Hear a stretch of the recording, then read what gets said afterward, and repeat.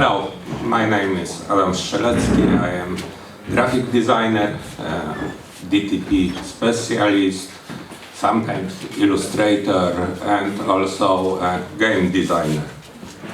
I will show you how to create a decent rulebook. As you can see, it is quite simple. Format text into 3 columns, fully justified, use a classic font, size 8, number paragraphs and sub-paragraphs after periods, avoid any colors and unnecessary illustrations, focus on simple diagrams. No, of course you don't do this. We no longer in the 1980s, games have changed and so have they rulebooks. Rulebook is a funny thing. It should be the most important part of the game, containing its essence. But when you are designing the new game, it is probably the last thing you are working on. And to be honest, it has quite bad reputation. When my wife found out what I will be talking about here, she said, "Couldn't you find any boring topic?" Well, so we now live in the 21st century and people don't want to read at all. So, what can we do? The solution is probably to replace rulebook with a QR code linking to the instructional video. And the solution works. For sure. Many people choose for their first contact with the game instructional videos. But I see at least 2 drawbacks of this solution. First, when you are reading, you control the pace of learning. When you read something difficult, you can go back to the previous paragraph and read it again. When watching the video, it is a bit harder. Also, when you start playing the game and any questions arise during the actual gameplay, it is easier to find answers in the printed rulebook than in video. So I believe that instructional videos should complement printed rulebooks, not to replace them completely. So, since we still need printed rulebooks, let's face another problem. And when people have to read, they have the attention span of 5 years old. And now it gets interesting. How to address this problem? Rulebook is neither a high literature nor a popular read. It is a manual, a tool to learn something. In this case, to learn the game. And it is our job to prepare this tool to, if not make the learning process fun, but to make it at least as painless as possible. The first thing that comes to mind when trying to find solution to that is to squeeze the text as much as possible, conveying the message that you can read it. It's just a 1 page. Let's mention here two things. First is personal note. My eyesight isn't as good as it used to be, so reading a small print isn't fun at all. And second, let's talk about volume of the rulebook.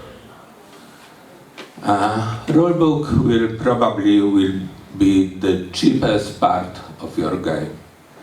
I'm not talking about multi-tome epics, but cost of printing a large format 16-page rulebook in China is about 20 cents.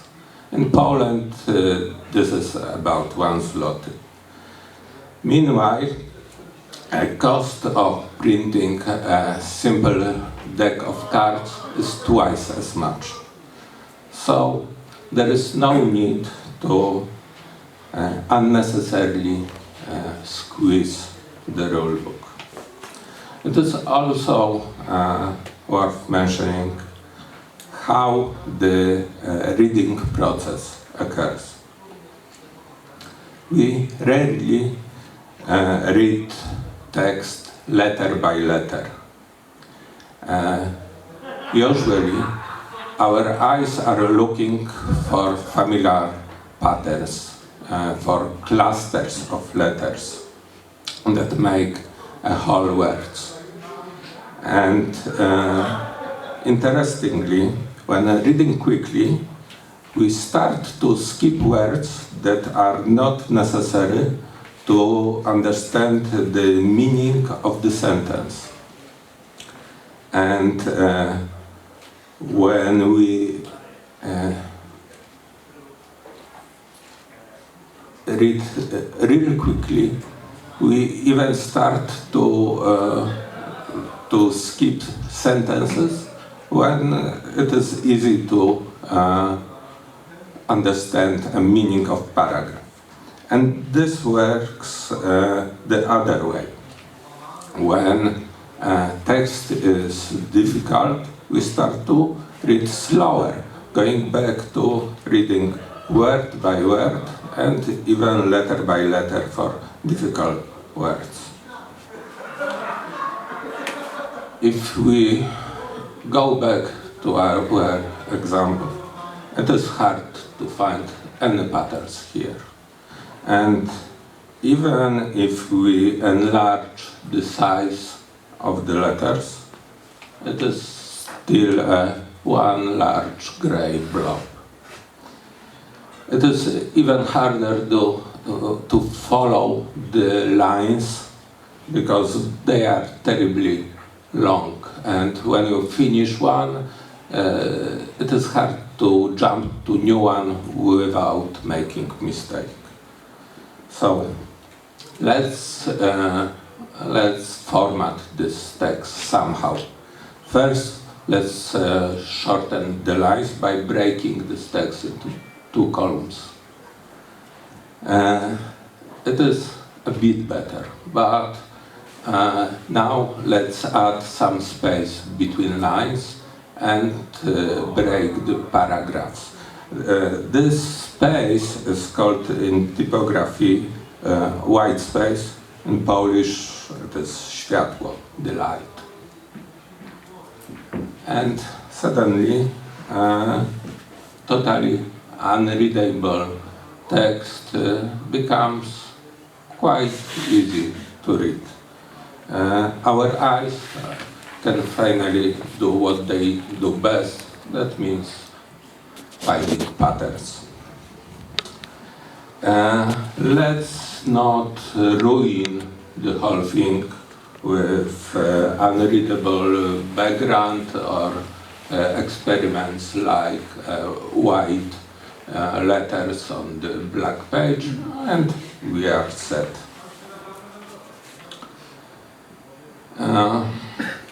So we now have a rough idea how to prepare text, but let's consider for the moment if these reading mechanisms like looking for patterns and skipping unnecessary parts, can be used to construct a rule book as a whole.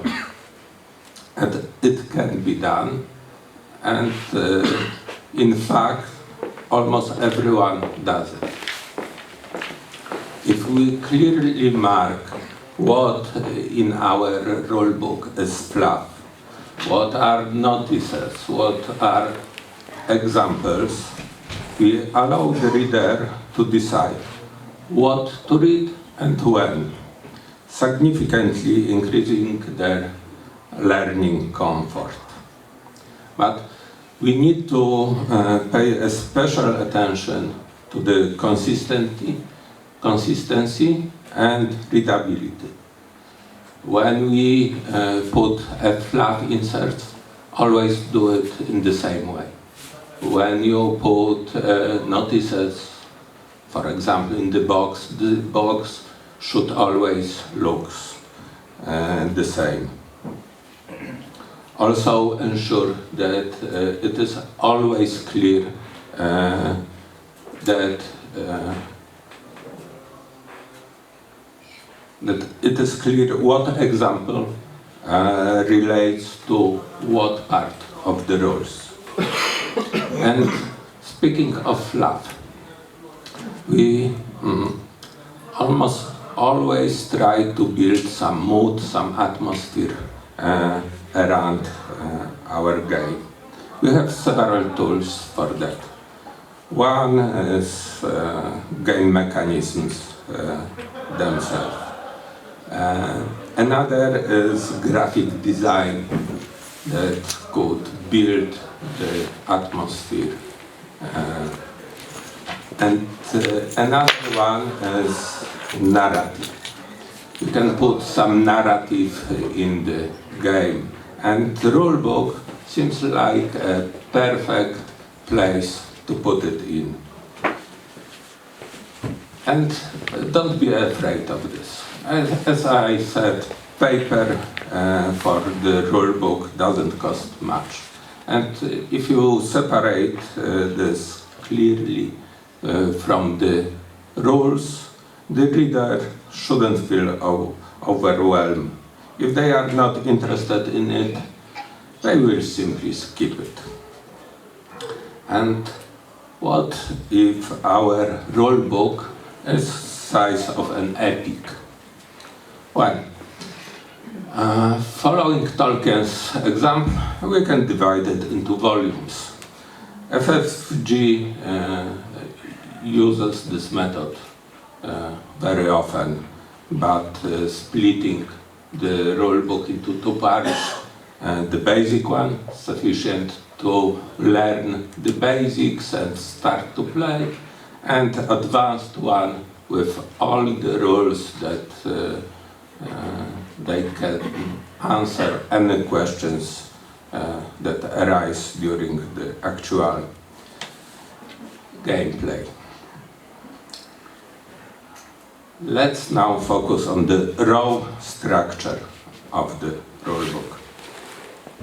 When you're creating a prototype and playtesting it, you probably developed some way of explaining the rules to the new players. Typical structure of the rulebook is quite similar to this way. Let's look. First, we have introduction. It should be brief because the reader has a lot of reading ahead of them. There should be a sentence or two of fluff, a short description of the gameplay and goal of the play. What is important that the same text usually ends up on the bottom of the box. So make it engaging to attract new players. After introduction, we will get components. This serves two functions. First, it's a kind of a checklist. If all components are in the box, from the factory or later at home, after, for example, last play. But second function is a bit more interesting, at least to us. Because by listing all the components of our game and naming them, we create an internal language of the game. And that shortens the text tremendously. Because we are no longer to write a long sentence. The card with an axe on its back. Instead, if we name it here combat card, we write 2 words, combat card. It is always a good idea to show pictures. Pictures are worth 1,000 words, so use them. And it is also tempting to give some context to the elements of the game here. But remember, the reader still doesn't know much about our game at this point. So it might be hard for them to grasp what we are actually talking about. And remembering that our eyes are looking for patterns, it is a nice touch to somehow highlight these internal names we gave to the elements in some way, by bolding them, using the different color of adding small icons. So, when we have our components, it is time to get them to the table. That means setup. For my personal taste, I like it when the whole setup is presented on 2 adjacent pages with huge visualization of the game and all the setup steps around it. It nicely organized the table, and also it is a great way to showcase our game. But it's not always possible.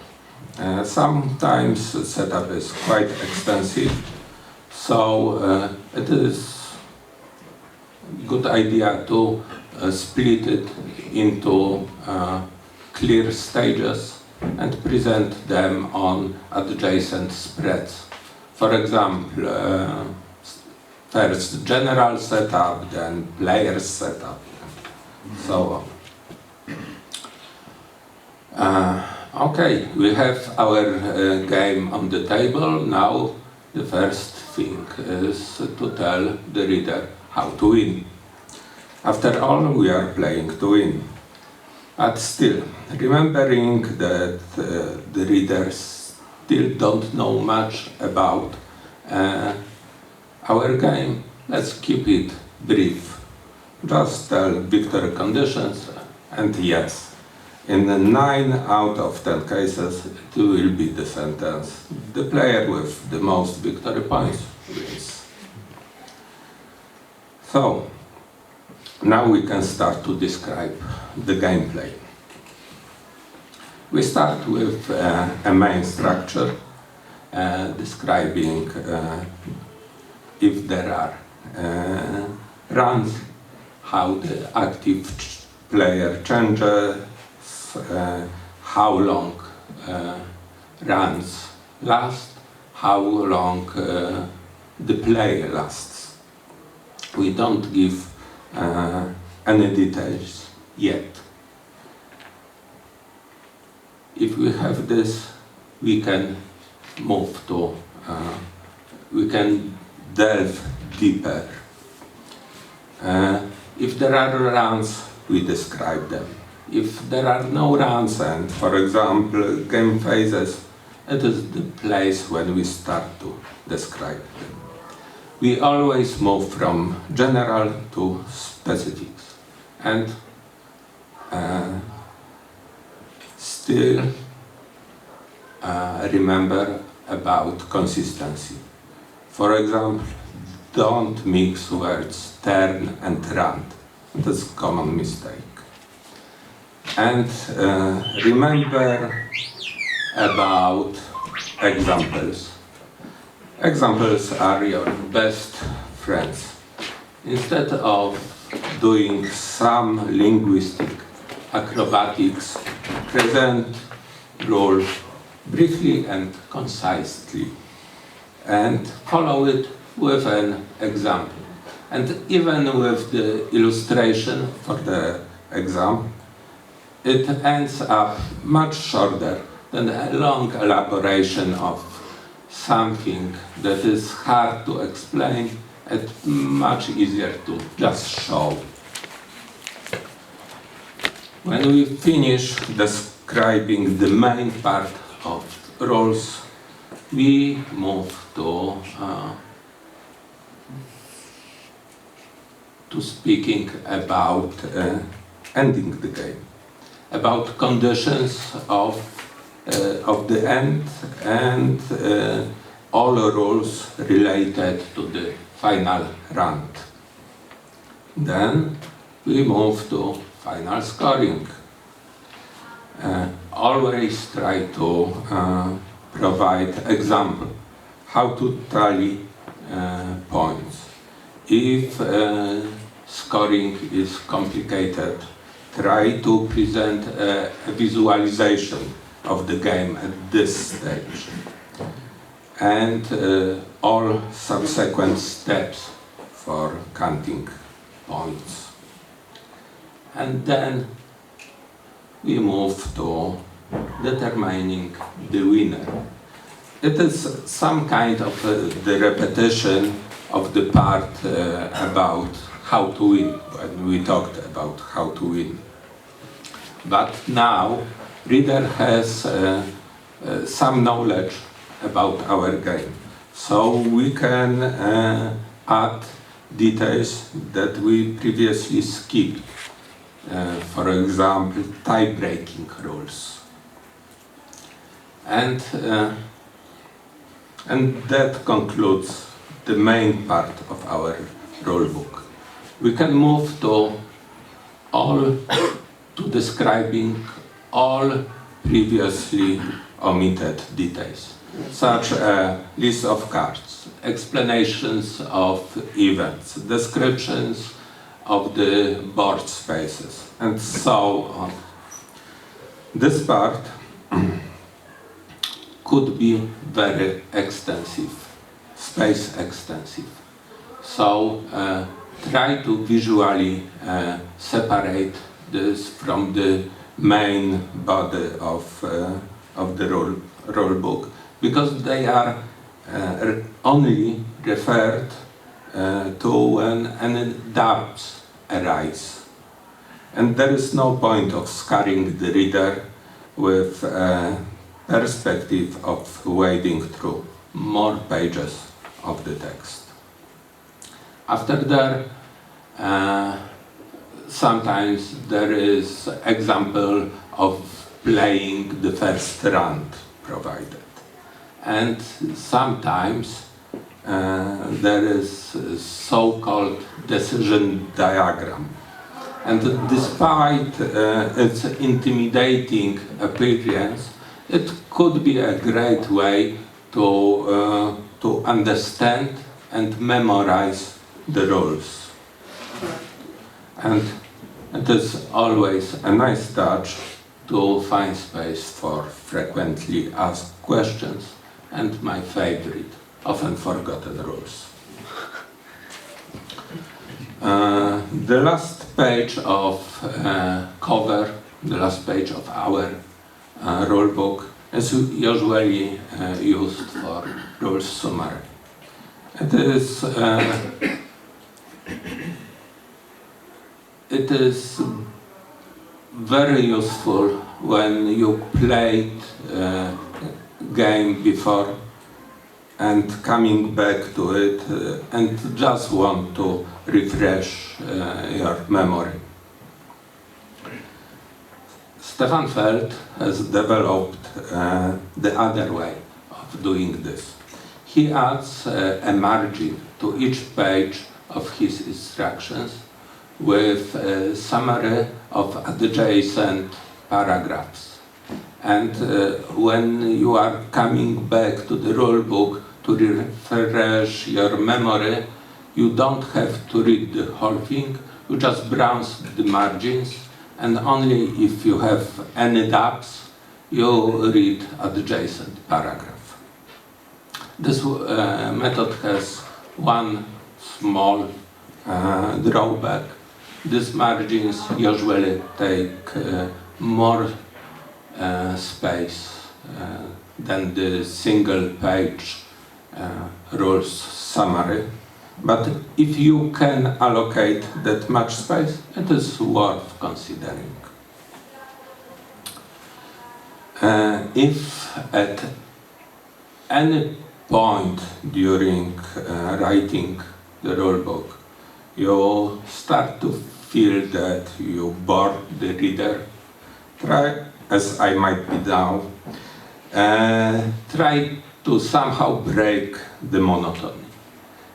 You can use comics like speech bubbles, like Uwe Rosenberg likes to do, or you can create some fictional character to guide reader through the rulebook. So, we have now a rough idea of the rulebook structure. But if you are preparing rulebook for crowdfunding campaign, you probably will have help of professional graphic designers, illustrators, editors. But what if you are steering the ship alone? If you are just sending your prototype to the potential publishers? First, no one will expect a final pre-production copy of the rulebook from you. This will be made on the publisher's side. But even though your rulebook will be read by a limited number of readers, these will be the most important readers for your game. Because if they don't understand, or if you bore them, your game will end up on the bottom of a drawer. So it must to be clear and easy to understand. It should highlight anything that is original and strong about your game. And what if you don't know any graphic design programs? Well, you don't really need them.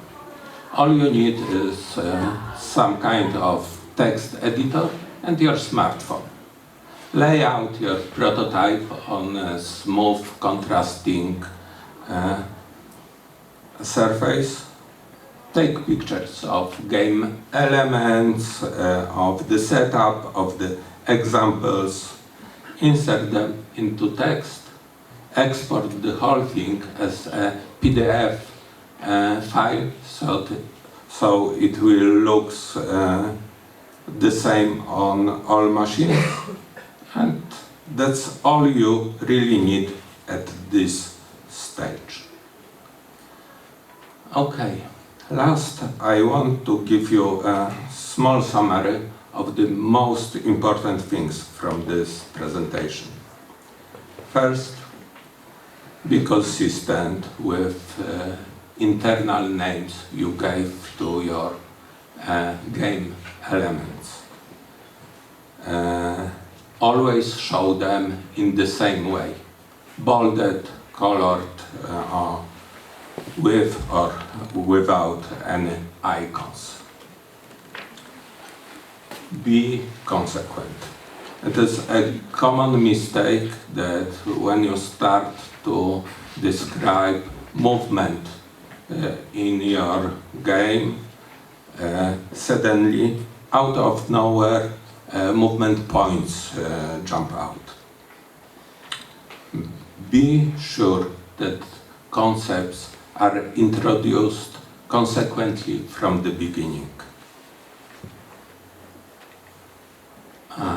Next, be aware of how much the reader knows about your game at a given stage of the instruction. And last, and probably the most important,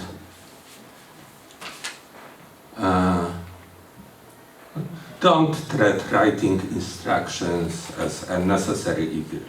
Writing down the rules is a great opportunity to get everything laid out in your head, to catch any unnecessary rules and unnecessary complications. And finally, it is chance to catch rules that simply don't work, because it is usually that if something can't be explained easily, then it simply doesn't work. And have fun. Okay, that's all what I have prepared for today.